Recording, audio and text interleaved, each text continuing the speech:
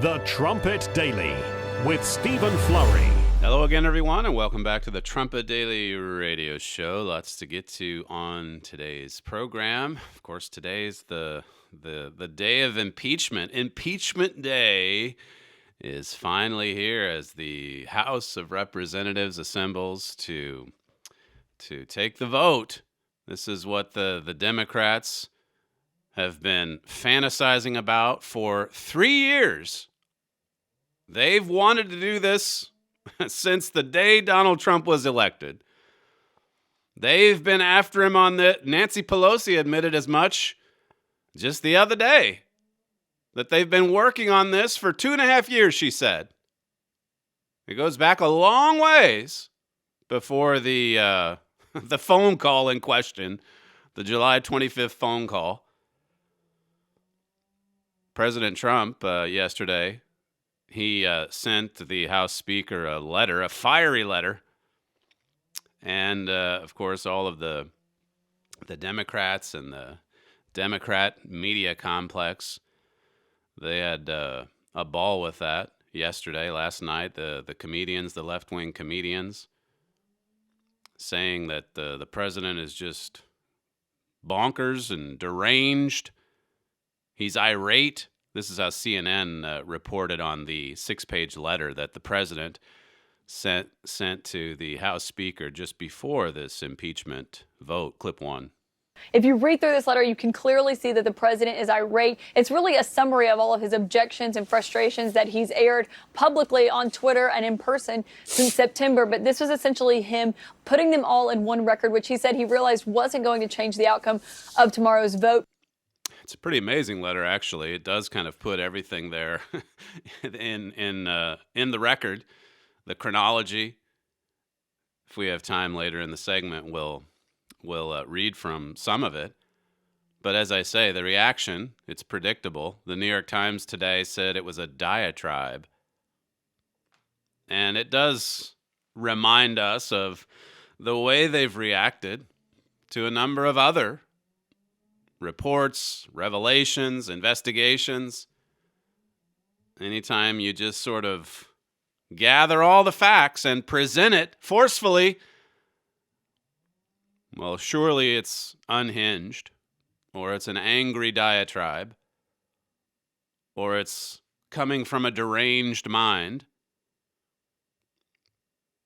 If you remember, and we brought this out last week, the way that the media reacted to Devin Nunes when he was sounding the alarm about FISA abuse. This goes back to 2017. He was saying, look, there's some abuses that were at play here.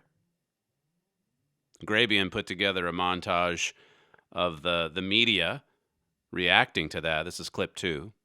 They're running around the White House like they're creating this big spooky notion that somehow they have uncovered the whole thing. Let's speak English here. He could not have injected more suspicion into his remarks.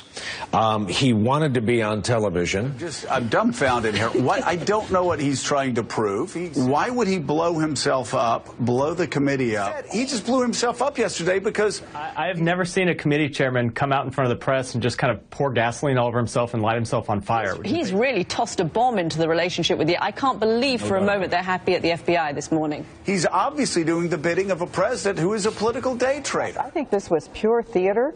I think in many respects it was probably orchestrated by the White House. Are you even leaving over the possibility that this committee can conduct this investigation, or do you think the committee, because of the chairman's actions, in your view, has lost all credibility? It's done. Has Chairman Nunes so damaged the credibility of the Intelligence Committee that they should just shut down that investigation? And he has become the subject, basically, he should be, of an investigation. He's just not at the caliber that Intel Committee chairmen are supposed to be at. And he's completely destroyed his reputation for the chairman of the committee was a willing stooge. Chairman Nunes is deeply compromised, and he cannot possibly lead an honest investigation. Do you think Devin Nunes should step down? Are you ready at this point, Congressman, to say that the Chairman Nunes, should step down as committee chairman? This is back when the Republicans had a majority in the House, and Nunes was leading the investigation. And as you just heard there, they all were in agreement. It needs to be shut down. There shouldn't even be an investigation. In fact, we should investigate Nunes, who is out there sounding the alarm about FISA abuse. All of these abuses in this secretive court. This is what Glenn Greenwald wrote last week following the revelations in the IG report. He said in 2017, the FBI decided to seek reauthorization of the FISA warrant to continue to spy on Carter Page and sought and obtained it 3 times. This is in 2017. This was when Devin Nunes was sounding the alarm. This is when he was briefing the press on all these documents that they were studying, that the Democrats fought so hard to keep them confidential. You can't release anything now, they said to Nunes, because, well, it would compromise our intelligence community. It would compromise our intelligence agencies. So this was going on. They were reapplying 3 times that year, the first year of Donald Trump's presidency, reapplying for the warrant to spy on Carter Page. And of course, by that, people connected to him. January of 2017, April of 2017, and then again in July of 2017. Greenwald says not only, according to the IG report, did the FBI repeat all of those 7 significant inaccuracies and omission, he's quoting from the IG report, but added 10 additional major inaccuracies. This is what the FBI did in their effort to take down a sitting U.S. president. 17 major inaccuracies. It just got worse as it went. It says, as the report put it, in addition to repeating the 7 significant errors contained in the first FISA application and outlined above, we identified 10 additional significant errors in 3 renewal applications based upon information known to the FBI after the first application and before one or more of the renewals. 17 major inaccuracies, and they added to it as it went because, as you heard from the Attorney General, I should say, last week, everything that they were uncovering in those months that they were reapplying for those warrants, everything they were uncovering in terms of evidence was exculpatory. It proved that the Trump administration was innocent, not to mention Carter Page. And yet they continued. And the IG report last week proves that Devin Nunes was telling the truth all along. And yet look at how they slandered his reputation. Look at how they continue to go after him. They hate him. They despise him. They have nothing but contempt for him because he's uncovered so much of this. On Sunday, Fox News, Maria Bartiromo, I guess is how you say her last name. She has a Sunday show. She had Devin Nunes on, and just before he speaks, though, listen to, this is an excellent summary of the last, what would it be, 1.5 years, 2 years. This is the Fox News host, clip 4. More than a year ago, in March of 2018, you came out with what we now refer to as the Nunes memo. And that memo went through an update on significant facts relating to the committee's ongoing investigation into the Department of Justice and the FBI and their use of the FISA court and the FISA warrant to spy on innocent American citizens. You went through everything that you had come up with after your long investigation, and now we know that everything you said in that memo was true. It came out in the IG report. Having said that, after you came out with that memo in March of 2018, you were mocked. The Democrats mocked you, as well as the media. The Democrats, the media, everybody. They mocked him. It was worse than that. They attacked him. They said he should recuse himself. He should be investigated. He's the stooge. You heard the montage of the media there and the politicians responding to a press briefing that Nunes gave in 2017. Here's another one. This is their response to the truth, the revelation that came out in the so-called Nunes memo. Here's how the media reacted to the memo. Clip 3. The reviews are in. And Congressman Nunes' memo was a dud. The Nunes memo is a dud. Let's start with Sean Hannity. Not to be undeterred by the sort of dud factor of the memo. That this memo was a complete dud. It overpromised and underdelivered. I mean, it's pretty much a dud. I got to tell you, though, I mean, it's kind of a dud. It doesn't really deliver. I prefer really big revealing documents to really narrow duds. This looks like a dud. I could tell you from reading this memo and consulting with a wide range of experts, it's a dud. This memo is a dud. Nothing. A dud. But it is nothing. A nothing burger. And less interesting about this memo is what is in it. It's pretty much a nothing burger. A nothing burger. Quote, dishonest, misleading, partisan nothing burger. The only thing I fear from this memo, because I think it's really been a huge dud. Some of the GOP Tea Party members were out there saying that this is the most vile thing they'd ever seen. And it's a big dud. It's a dud. Unfortunately, it fell flat yesterday, much, I think, to the chagrin of the president. This memo was a complete dud. Everybody knows it was kind of a dud, even the people in the Republican Party who thought they were going to start some big trial balloon here. Nothing changed. It's almost an embarrassment. They fought and fought and fought to try to keep the facts in the Nunes memo from ever seeing the light of day. They did not want the truth to get out.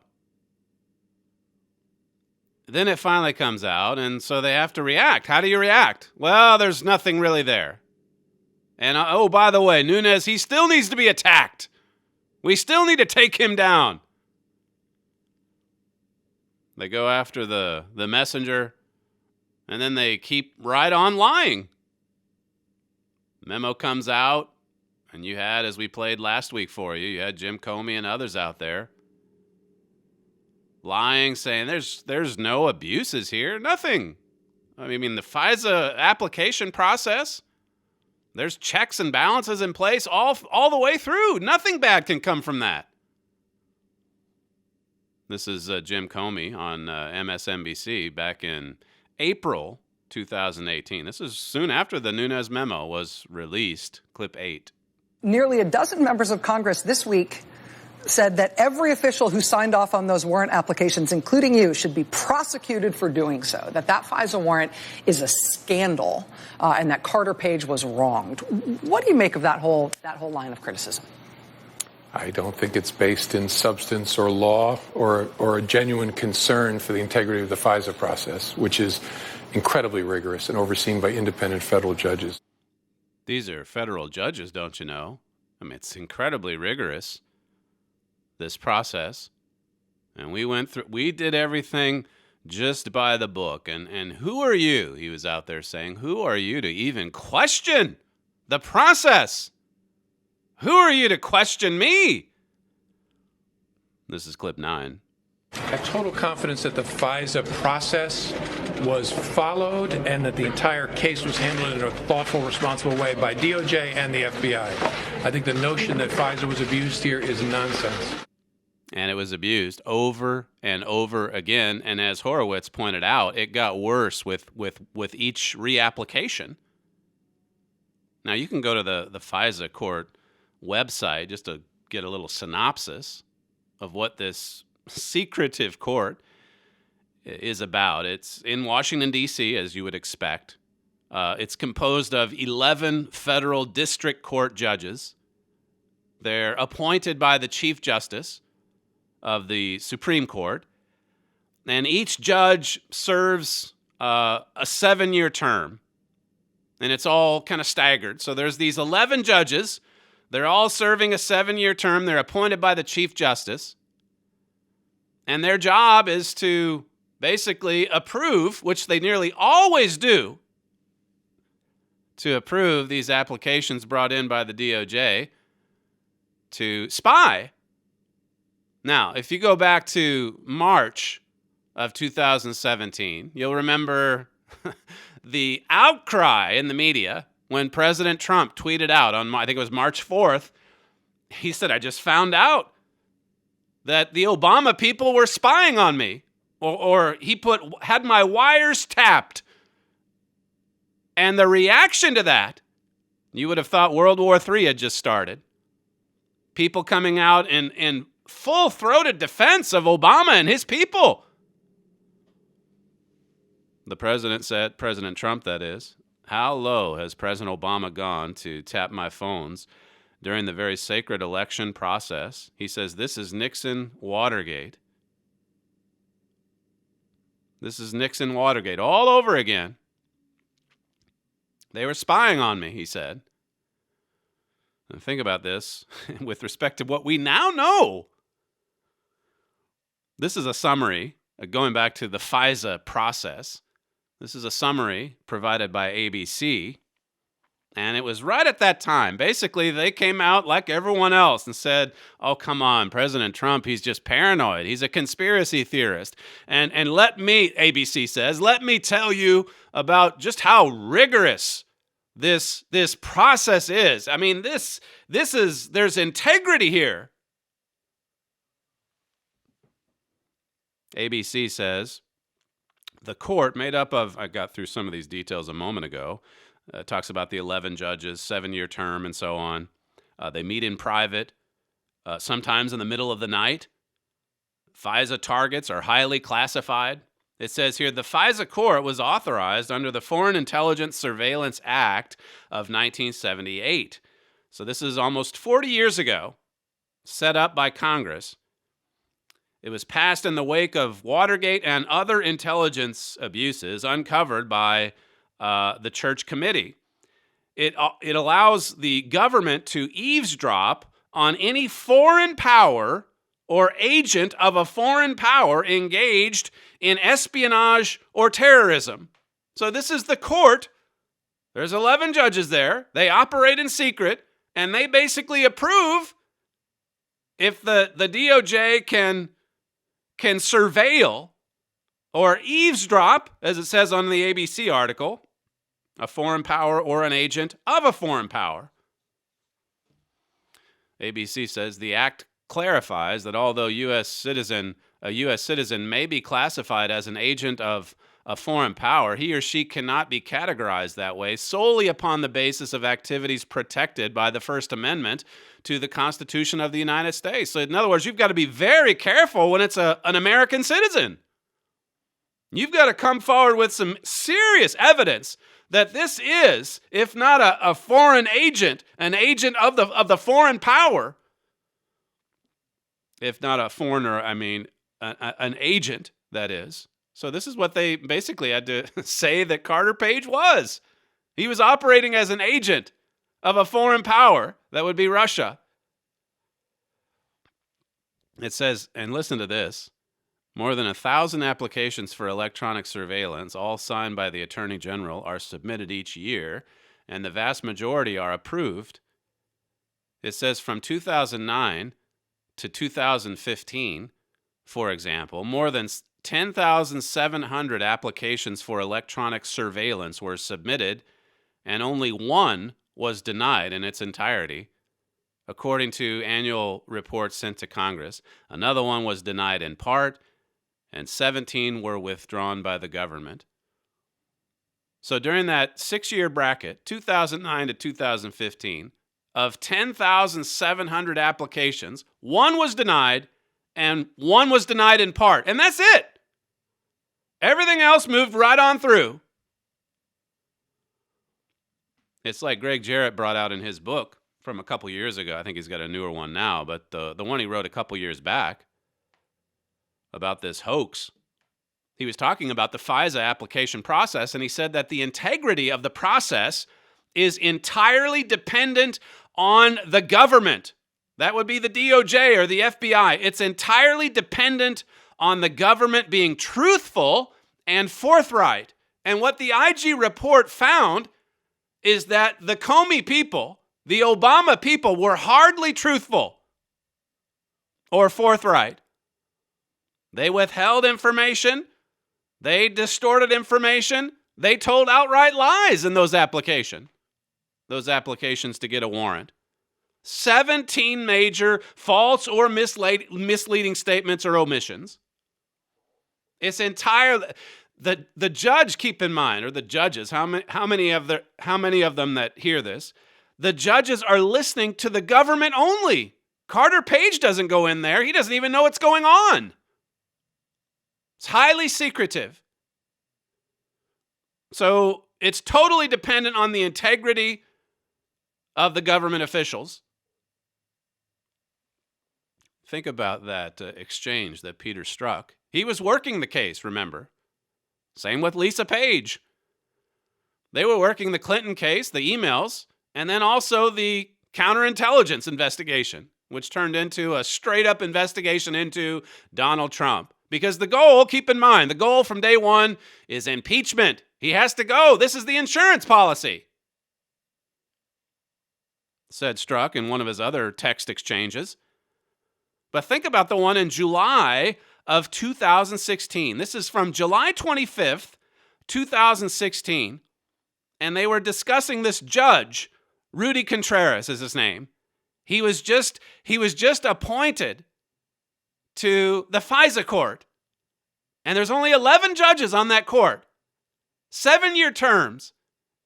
And here's Page, Lisa Page, finding out in July of 2016 that Contreras was appointed to the FISA court. And she texted her friend and lover, Peter Strzok, saying that Rudy's on the FISC, the FISA court. Did you know that? He was just appointed 2 months ago. I did, Strzok replied. We talked about it before and after. I need to get together with him. That would be the FISA judge.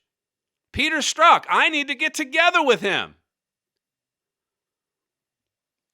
Pretty amazing. Well, that Fox host, as I say, she summarized the last couple of years with respect to Devin Nunes. Listen to what Nunes then said. This is from Sunday, just a few days ago. He said this, Nunes did, on Fox News, clip 5. The FISA court itself is in tremendous jeopardy. We cannot support the FISA court right now. The judges are refusing to take action against these dirty cops and dirty lawyers who did this. That's totally unacceptable because, remember, this is a secret court. The people who, like Carter Page, they have no recourse except for Congress. This is why the House Intelligence Committee and Senate Intelligence Committee were created. That's Devin Nunes on Sunday, saying that the FISA court itself is in jeopardy.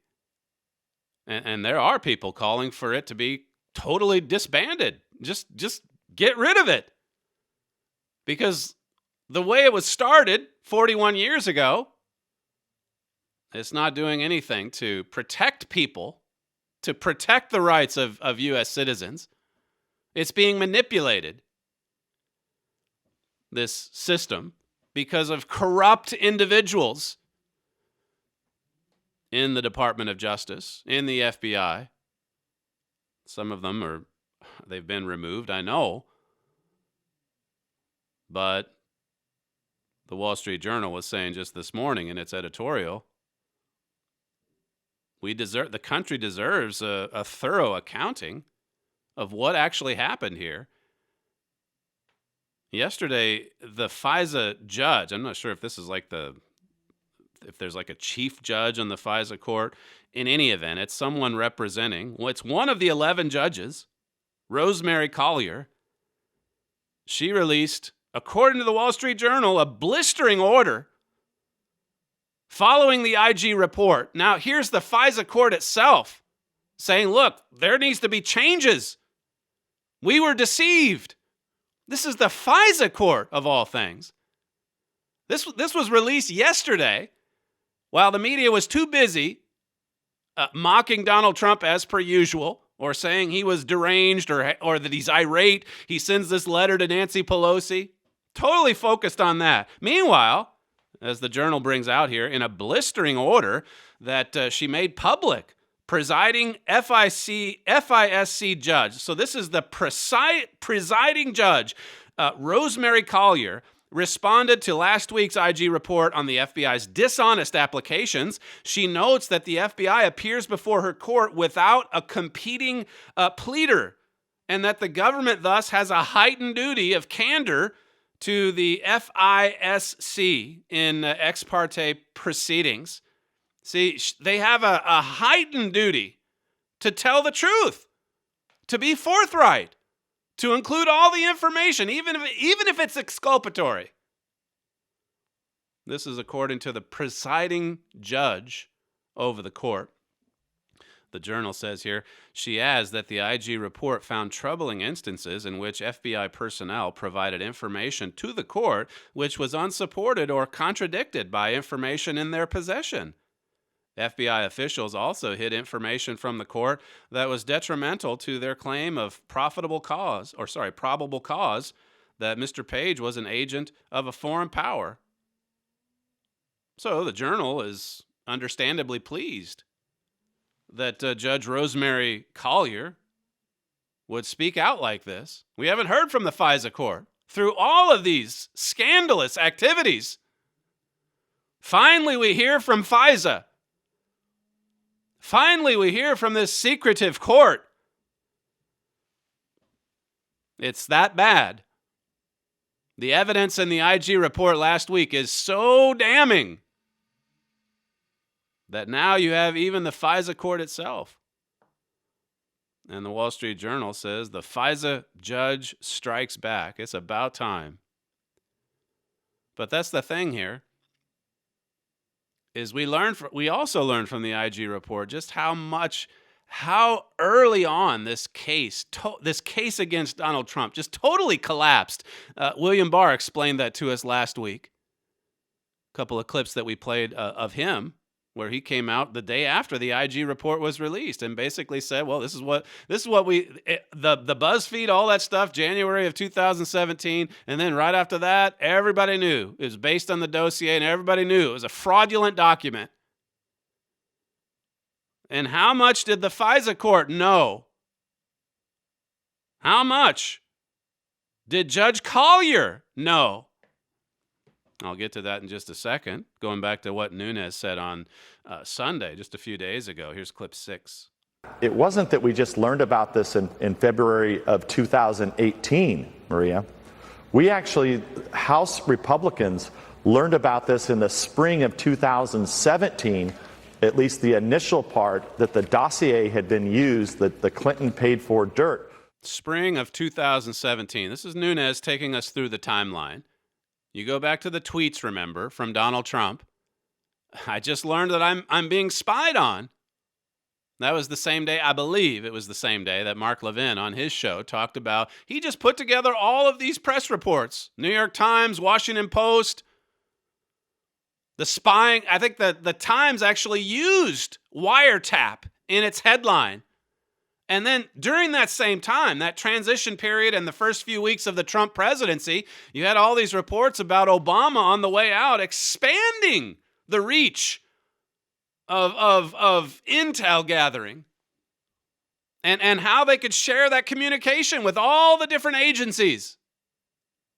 And then you had the Obama people on the way out basically admitting, yeah, we did everything that we could to make sure that we could still go after Trump, or words to that effect. So there's Mark Levin, and again, he's made out to be a total fool. People said he was a conspiracy theorist and so on.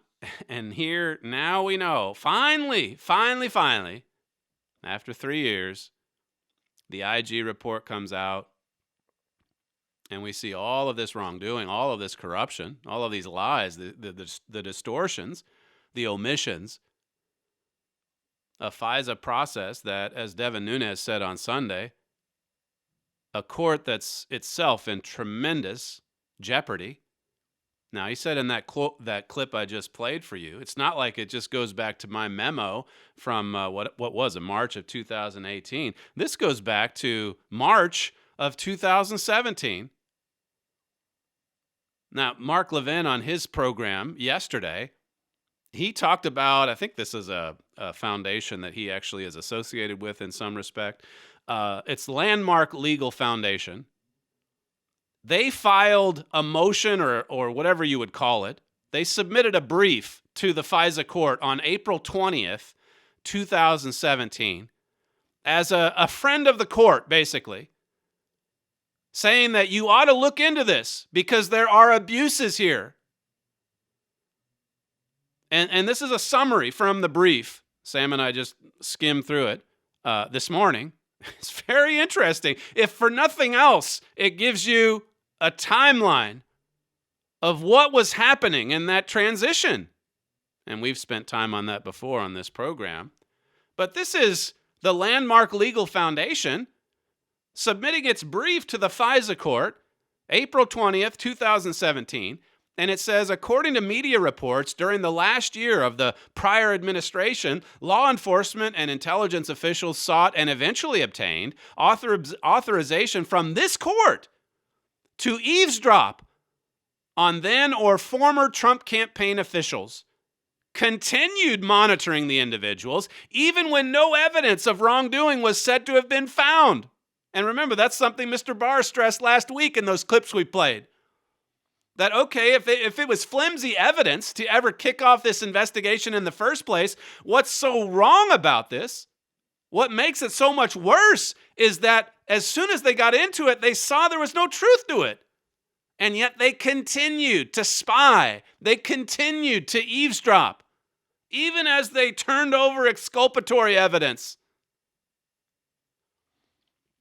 This is from that brief to the FISA court, talking about all that was happening with the Obama administration on the way out. It says, then they relaxed the NSA rules to allow evidence to be shared widely within the government and rushed to collect and then distribute intelligence information collected to numerous federal agencies, increasing the likelihood that certain information, including the identities and conversations of private U.S. citizens, might be leaked to the media. In the case of Michael Flynn, that did in fact occur, as his name was unmasked and provided to the media. I mean, this is this foundation writing in just April of 2017, based upon all these reports coming out from the mainstream media, trying to sound the alarm. You got a screen grab of it right there on the video. That's from the brief, page 15 of the brief. Let me just, if I can find these other two, just to give you an idea of what these FISA judges knew from a foundation that was just trying to be a friend of the court. It says, we're encouraging a direct and full investigation into the leaking of surveillance activity conducted in accordance with the rulings of this court. This is on page 2. And it asks these questions. When applying to this court for one or more warrants in this matter, did the FBI inform this court that it had apparently paid some of the expenses of a former British spy who prepared the dossier reportedly relied on, in whole or part, in its application to convince this court to issue a warrant? Number 4, it says, when applying to this court for one or more warrants in this matter, did the FBI inform this court that the dossier it reportedly presented in pursuit of one or more warrants had originally been prepared by the former British spy for a Washington research firm conducting opposition research against the Republican nominee for president, candidate Donald Trump? It asks all these questions. Now, when they applied for this warrant, did they bring this up? Did they tell you about this? This is dated April 20th, 2017. And here is FISA's response to this motion, to this brief, to this, whatever you want to call it, probably some Latin phrase I'm unfamiliar with. 5 days later, it says this court has received a pleading titled Motion to Leave, submitted by the Landmark Legal Foundation, April 20th, 2017. Although presented as a request to appear as an amicus curiae, friend of the court, I guess that is, there is no matter pending before the court with respect to which with respect to which such an appearance would be proper. Therefore, leave to file is denied. That is so ordered. And it's so ordered by who? By Judge Rosemary Collyer, the one who came out with the blistering correction yesterday, saying that there were all these abuses. All of these abuses, and there need to be changes. And as this brief from April 20th, 2017 obviously brings out, they knew about it. In fact, that very month, April 2017, they were going through the second renewal of that warrant to spy. And then there'd be another one 3 months later. She says, look, there's nothing here pending before the court with respect to this, so I've got to deny this. I've got to say there's no problems here to worry about. This is a judge coming out with that correction yesterday, that rebuke for the FBI yesterday. This is a judge who should have done that 2.5 years ago. It shows you just how far-reaching the corruption really is. I don't know which way this specific judge leans, but going back to Peter Strzok's text messages with Lisa Page, hey, did you hear about Contreras? Hey, we got another one on the FISA court. I got to get together with him. You know what's going on. If you have an ounce of common sense, you see exactly what's going on here and what has happened. And now a bunch of people who are out there trying to cover their tracks. And now a judge coming forward saying, hey, there were some there's some things that need to be corrected. We were deceived. How deceived were they? When you had the Landmark Legal Foundation coming forward saying, look, they relied on this dossier. Did they tell you that it's funded by so-and-so? Did they say it was this guy that put it together? Did they tell you that it was the DNC and Hillary Clinton behind it all? But none of that mattered in April of 2017. They just continued spying, thinking that it would be all covered up, that everything would remain a secret, that it would never come to this IG report that we got just last week. That these dealings, evil and seedy dealings, that they'd never see the light of day. Well, now they're beginning to see the light of day. Nunes went on to say on Sunday, this is clip 7. And remember, we spent a year saying these documents need to be declassified, and that would have ended it there. But instead, what happened is that the Democrats lied, and now they've put the American people in tremendous danger. The judges on the FISA court are putting the American people in danger. Yeah. That's Nunes from Sunday. They lied, and they continue to. They continue to. Robert Bork wrote, Sam found this morning. He wrote this article for the Wall Street Journal in 1978. This is the year the FISA court was established, following all of the abuses of power, going back to Watergate and other things that were happening in the 60s and 70s. And so here comes Congress. They establish this FISA court, and Robert Bork, who was a constitutional scholar, someone that the Democrats attacked and tried to destroy in the 1980s, by the way, he came out and said, you know what? This is not a good idea. That's basically the gist of this piece. He says here, what the purpose of House Resolution 7306 is, this is the legislation they passed to establish the FISA court, is to lodge in the federal courts the final power to decide when electronic surveillance of American citizens and lawfully admitted aliens may be done to gather foreign intelligence information important to national security. So they established this secretive court whose job it would be to determine when you could spy on American citizens who are acting as agents of a foreign nation, a foreign country. What happens when you give these anonymous judges, we didn't even really know a name until just yesterday. I guess you could find it out maybe at their website. But like I said, there were no announcements. There was no rebuke 2.5 years ago. The briefs just kept getting worse. Sorry, the applications kept getting worse, as Horowitz noted. But why wasn't the FISA court, especially with that final reapplication in July of 2017, all the more onto what was happening? Now, hang on a second. We had this brief submitted back in April that said you had all this going on and you didn't tell us this, and then you lied about this? None of that happened, so far as we know, because they got the application again. They got the warrant to spy again. Listen to what Bork said in that 1978 article. It says, there must be probable cause to believe they are agents of a foreign power.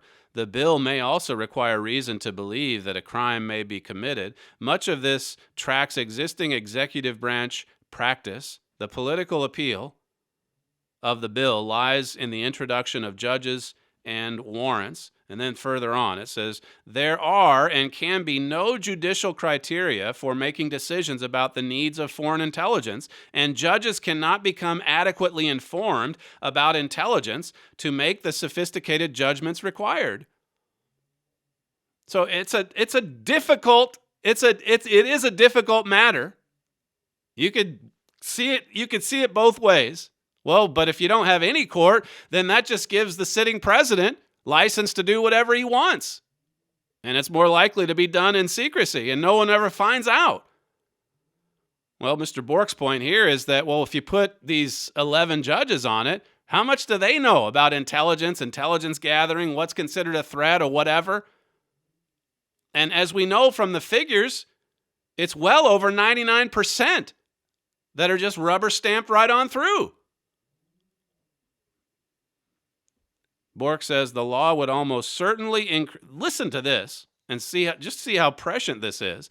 The law would almost certainly increase unauthorized disclosures of sensitive information simply by greatly widening the circle of people with access to it. In some cases, as many as 13 judges, their clerks, the secretary, and secretaries would share knowledge. You have more and more people who have access to this sensitive information. There's a danger here. There's going to be leaks all over the place. And that's exactly the point that the Landmark Foundation made to the court 2.5 years ago. But the court didn't listen. The court didn't seem interested. All of these leaks. Mike Flynn unmasked. And now he's fighting for his life in court. The law would almost certainly increase unauthorized disclosures. He certainly hit that right on the head. Further on, it says the element of judicial secrecy is particularly troubling, Bork writes, because it reverses our entire tradition. It's difficult to think of a secret decision as law. The assertion that this bill would ensure that foreign intelligence electronic surveillance was conducted according to the rule of law is therefore misleading. I mean, if it's all done just because it's in secret and it's in some court, that doesn't just give it a stamp of, this is the rule of law. That's like Comey was out there saying, look, this is the FISA process, he said in 2018. There's all kinds of checks in place. I mean, these are, and you can remember Rosenstein making similar statements a year or two ago. You have to understand this process. I mean, it's a rigorous process, and there's no foul play here. Bork was onto that in 1978. What are you talking about? There's going to be all kinds of fraudulent activity. And it's going to increase the likelihood of felonious leaks. He says here, the assertion that this bill would ensure that foreign intelligence electronic surveillance was conducted according to the rule of law is therefore misleading. The bill pretends to create a real set of courts that will bring law to an area of discretion. In reality, it would set apart a group of judges who must operate largely in the dark and create rules known only to themselves. Whatever that may be called, it debases an important idea to term it the rule of law. It is more like the uninformed, unknown, an uncontrolled exercise of discretion. He saw where this was leading. One final quote here. This is in Robert Bork's article, Reforming Foreign Intelligence. He was calling for reform in 1978, the year it was created.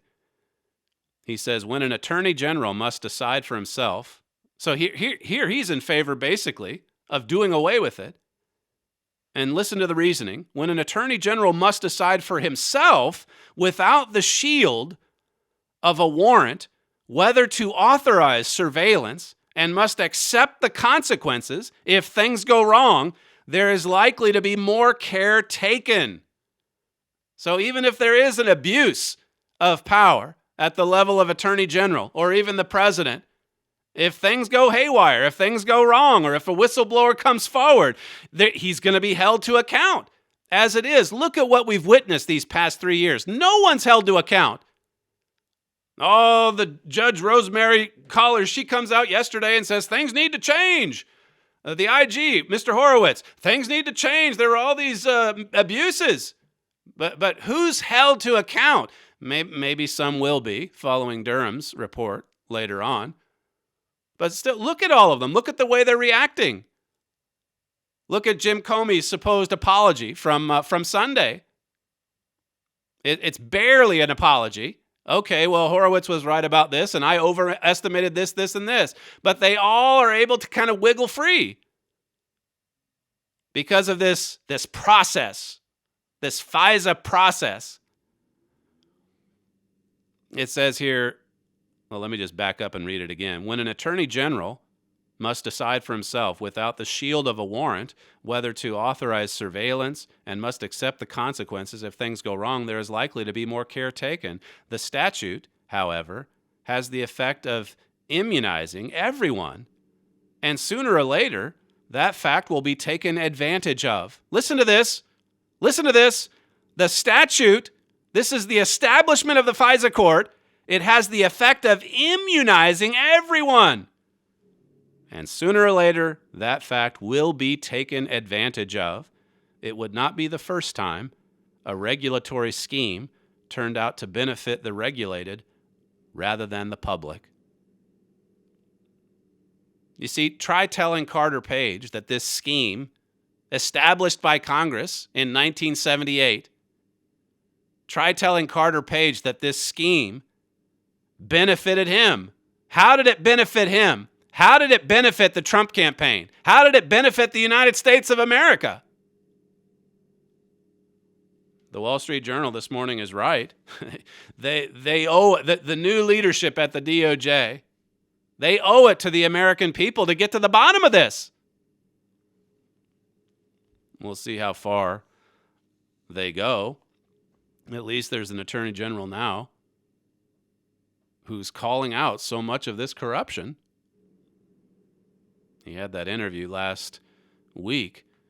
We played a good bit of it for you over, I think, 2 or 3 programs. But listen to this. Listen to the Attorney General, William Barr. Just give the summary overview of the abuses that transpired here. Clip 10. Well, I think the big picture is this. From day one, remember, they say, okay, we're not going to go to talk to the campaign. We're going to put people in there, wire them up, and have these conversations with people involved in the campaign, because that way we'll get the truth. From the very first day of this investigation, which was July 31st, 2016, all the way to its end in September 2017, there was not one incriminatory bit of evidence to come in. It was all exculpatory. The people that they were taping denied any involvement with Russia, denied the very specific facts that the FBI was relying on. So what happens? The FBI ignores it, presses ahead, withholds that information from the court, withholds critical exculpatory information from the court while it gets a electronic surveillance warrant. It also withholds from the court clear-cut evidence that the dossier that they ultimately relied on to get the FISA warrant was a complete sham. They hid information about the lack of reliability even when they went the first time for the warrant. But in January, after the election, the entire case collapsed when the principal source says, I never told Steele this stuff. And this was all speculation. No, and I have zero information to support this stuff. At that point, when their entire case collapsed, what did they do? They kept on investigating the president and well into his administration after the case collapsed. But here, to me, is the damning thing. They not only didn't tell the court that what they had been relying on was completely rubbish. They actually started putting in things to bolster the Steele report by saying, well, we talked to the sources and they appeared to be truthful. But they don't inform the court that what they're truthful about is that the dossier is false. So that's hard to explain. And the core statement, in my opinion, by the IG is that these irregularities, these misstatements, these omissions were not satisfactorily explained. And the one thing I would add to that, all that deception, they deceived the court. And then to try to bolster their argument as they kept reapplying for warrants, they said things that were obviously meant to mislead. But what we can add to that, based upon this brief filed in April of 2017, the Landmark Legal Foundation, is that the court knew. The court knew. The same woman who came out and denounced all of that illegal behavior just yesterday, all of the deceit, all of the lies, changes need to be made. She's the one that stamped denied in April of 2017. Judge Rosemary Collier. Here comes a friend of the court saying, look, are you aware of this? Are you aware of this? Are you aware of this? You might want to look into this. And oh, by the way, this is being leaked. This is destroying lives. Robert Bork had it right back in 1978, didn't he? These are the same people. This is the same mentality that you'll watch or view or get news clippings about today with the impeachment proceedings. As the president wrote yesterday to House Speaker Nancy Pelosi, this is the letter, the irate letter, if you believe the media. Well, if there's some indignation here, I would suggest that it's motivated by a right mindset. This impeachment represents an unprecedented and unconstitutional abuse of power by Democrat lawmakers, unequaled in nearly 2.5 centuries of American legislative history. By proceeding with your invalid impeachment, the president said, you are violating your oaths of office. You are breaking your allegiance to the Constitution. And you are declaring open war on American democracy. You dare to invoke the Founding Fathers in pursuit of this election nullification scheme. Yet your spiteful actions display unfettered contempt for America's founding, and your egregious conduct threatens to destroy that which our founders pledged, their very lives to build. He says, even worse than offending the Founding Fathers, you are offending Americans of faith by continually saying, I pray for the president, when you know this statement is not true, unless it is meant in a negative sense. It is a terrible thing you are doing, but you will have to live with it, not I. This is the president calling out these Democrats for their abuse of power. He goes through what was stated in that phone conversation.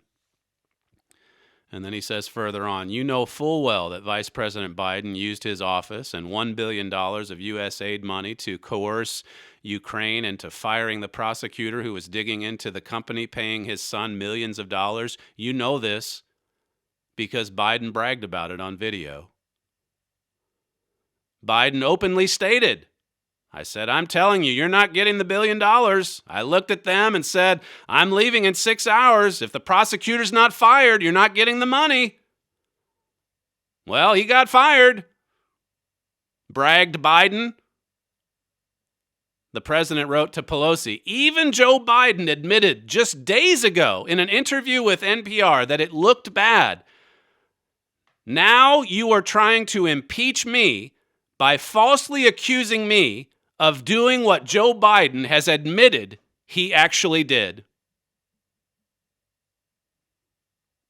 I'd say it's a pretty good letter. Maybe he had some help from his lawyers, but still, he's laying out the facts. And the reaction is so predictable. Oh, it's unhinged. He's irate. He's deranged. Go and read the letter later on today if you have time. It makes for a good read. I can't get into any more of it, though, because I am out of time. You're listening to Stephen Flurry, and this is the Trumpet Daily Radio Show. Thank you for joining us today, and we'll see you again tomorrow.